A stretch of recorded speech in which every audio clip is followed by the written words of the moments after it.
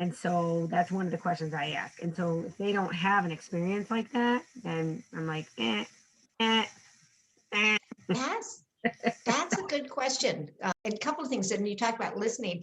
I'm obviously a talker. In fact, I watched the video from 2 weeks ago. Why do I ever talk, talk, talk, talk? Because I haven't been able to talk. But you have a You lot know, to share, Sherry, and that's what we're here for. We want to hear I you. know. But So listening, and I even have it in my book, and it's like my life lesson. If I and I love the saying, if I talk, I like me. If you talk, you like me. And I would try to remind myself without that with the tour members, like shut up and listen, because people love to talk and they love to talk about past travel experiences and all of that. And it's I you don't have to be a big talker. I love you said listening.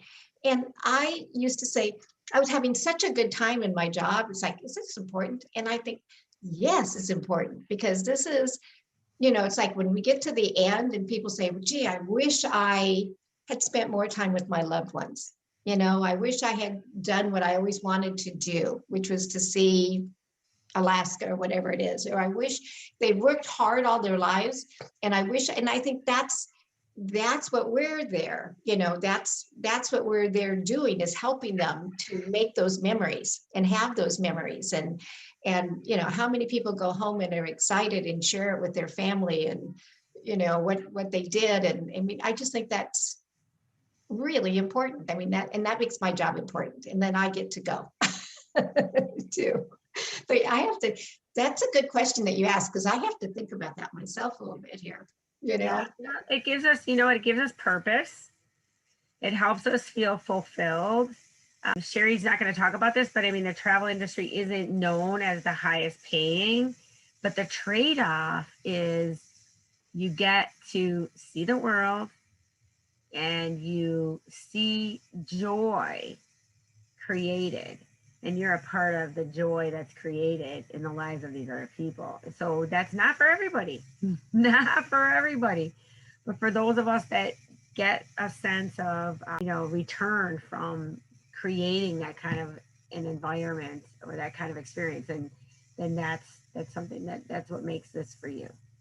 Yeah, and it's true. It's if you have to like people, or you wouldn't last in this at all. But if you like people, it's just the best. I come home exhausted, but it's so Yeah, worth it. in the beginning, somebody said something like herding cats, right? So I never felt like that in my tour leading days, but it comes up on It's cute. It's good. poor June, poor Vicky, poor so I was like herding cats, right?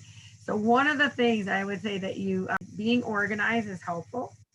Being organized, having some methods to how you structure your activities or your projects is going to be really helpful. But here it is in a nutshell, right? Herding cats. It's alphanumeric, alphabetical names, counting the heads. So I've only lost a person one time in all my years. I'm not taking responsibility for it. Hired the girl who did it. I was in a Fortune 100 scenario at the Olympics. AT&T was my client. We lost the key account person on a mountain in France.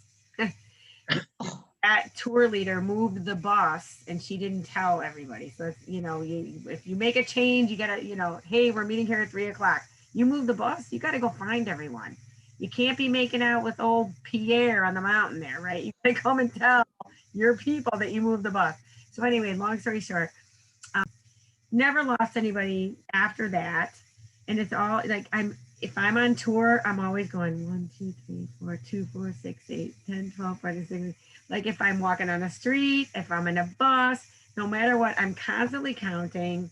And then I've got my alphabetical list of everybody, so I know who's there.